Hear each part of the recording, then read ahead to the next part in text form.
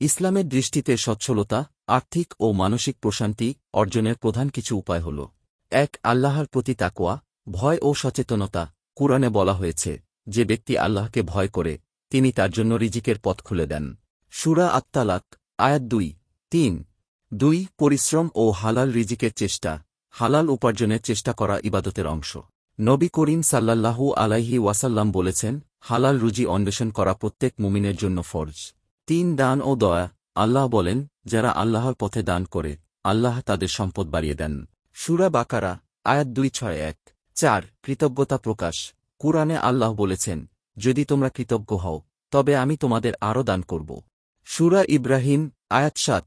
৫. নামাজ ও দোয়া। নিয়মিত নামাজ আদায় এবং আল্লাহর কাছে সাহায্য প্রার্থনা করা রিজিক ও সচ্ছলতা বৃদ্ধির মাধ্যম।